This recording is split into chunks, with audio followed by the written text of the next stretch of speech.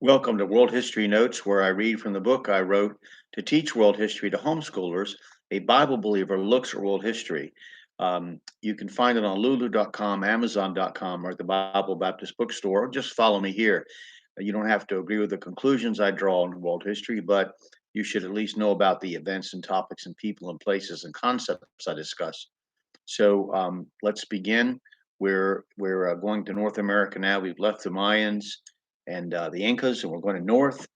And if you had traveled the Mississippi River around 1100 AD, you would have seen a four-level earthen mound bigger than the Great Pyramid of Giza. Around it were about 120 much smaller copies, some with tall wooden forts on top of them.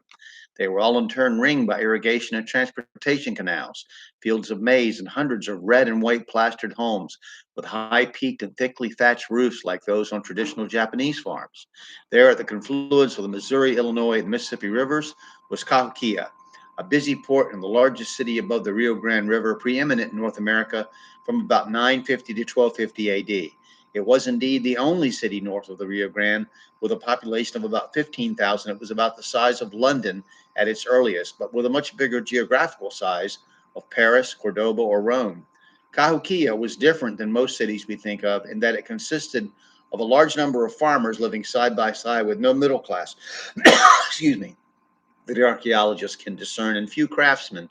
Archaeologists did not truly begin investigating it until the 1960s, even though there was a great fascination with the many thousands of mounds found all over the United States in the 19th century.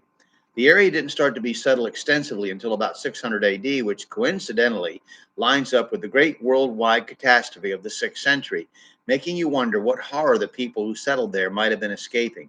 Was there a disease outbreak in a previous civilization we've yet to discover? An earthquake, famine, droughts? In any event, archaeologists believe it was a massive clearing of land and the elimination of forest that marked Cahokia's inevitable demise. As the population kept growing, it became impossible to permit the forest to return, and even their water supply became threatened. It appears that they diverted the main tributary, now called Canteen Creek, to try to improve their situation. This is thought to have been done between 1100 and 1200 AD. What it led was to massive flooding and mudslides. With no tree cover, torrential rains, and normal Mississippi River flooding would have been eventually been devastating to the residents of Cahokia. Just remember the devastation wrought by the large-scale flooding of the Mississippi in the 1990s to modern cities and towns. As the cultivation of maize spread throughout North America, large-scale manipulation of the environment spread with it, particularly the deliberate burning and clearing of thousands of acres of land, creating widespread erosion.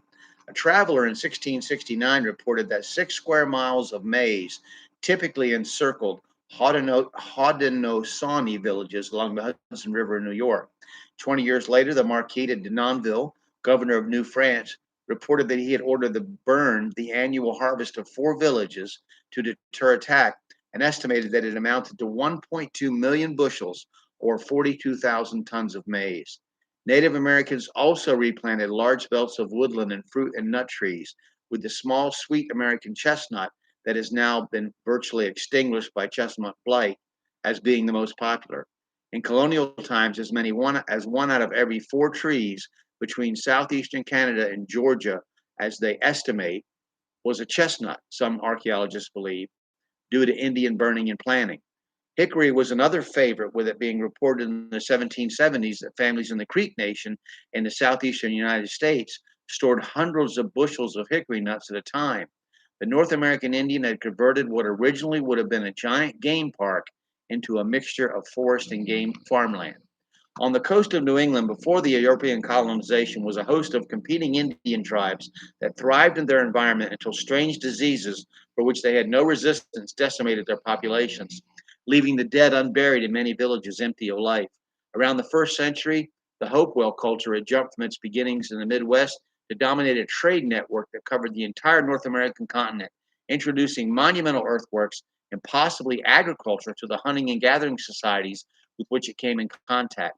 Archaeologists claim to have found no evidence of large scale warfare at this time, so the Hopewell dominance probably came peaceably by trade. They tracked the spread of peculiarly Hopewell religious practices by watching the spread of their elaborate funeral rites from their original territory outward. Hopewell began declining around 400 AD, we're told, but their trade network lived on with the goods from Florida, the Rocky Mountains in the southeast, finding their way to the northeastern United States. By the end of the first millennium AD, the New England cultures were transformed with many unique communities gathered around lakes, ponds, and swamps. The major river valleys consisted of large permanent villages with extensive fields of beans, maize, and squash surrounding every home.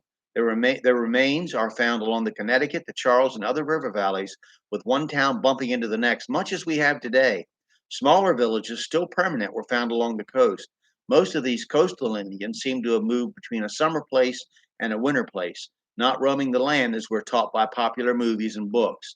It was the hunting and gathering societies further north and inland that tended to move around the landscape in search of game. Coastline families might make a short walk to avoid terrible ocean storms and devastating tides. The people on the coast were called, according to some early colonial sources, quote, the people of the first light, and the area was called, quote, Dawnland, due to the fact that the sun is first seen in the east.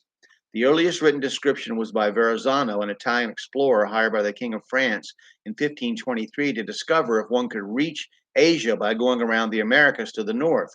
English fishermen had probably landed in Newfoundland as early as 1480, however, and there are legendary accounts of Irish and Viking settlers landing on the northeastern coast of North America as much as 500 years before that, something I'll touch on later. Verrazzano reported as he traveled from the coast of the Carolinas that the coastline everywhere was, quote, densely populated.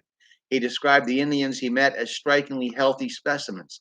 The pilgrim writer Thomas Morton was particularly impressed with the natives' healthy physical appearance in contrast to the half starving and malnourished Europeans that faced them. Verrazzano learned that the further north he went, the less friendly the Indians had become, which was probably due more to contact with European sailors who routinely kidnapped natives to take back with them. Contact with the Europeans and the disease pool they represented resulted in a massive loss of life for those heavily populated areas, and within a century of Verrazzano, the landscape had changed drastically. Anasazi is a Navajo word meaning ancient ones. They are thought to be the ancestors of the modern Pueblo Indians and inhabited the Four Corners country of South Utah, southwestern Colorado, northwestern New Mexico, and northern Arizona from about 200 AD to 1300 AD. By 500, they become farmers living in small villages of normally 3, but sometimes as many as 12 homes. By 700, the atlatl or spear thrower was replaced by the bow and arrow, and they began to add beans and squash to their diet. And they began living in larger communities, making and trading much more elaborate pottery. By 1400 AD, these people had literally walked away from most of their larger settlements and congregated in the small areas where the Pueblo Indians now live. No one knows why these impressive stone homes were abandoned, and it is a mystery that many archaeologists are studying. But for a pre-literate people who leave behind no written records, we're left to detective work whose conclusions may or may not be correct. Still, this culture was widespread and successful for such a long time. The investigation is worth the effort for the many mysteries that might be solved in the future. The Anasazi left behind a great deal of trash and ruins to mark their passing, plus many oral traditions passed down to modern Indian populations. Just no written records.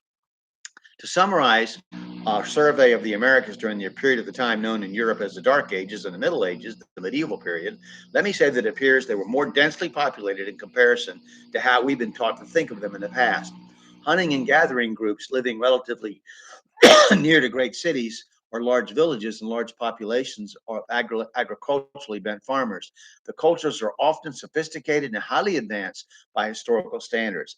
Estimates vary as to the exact size of indigenous populations of the Americas before extensive conquest by the Europeans, but many scholars claim that we have in the past underestimated by millions the numbers of people that lived here.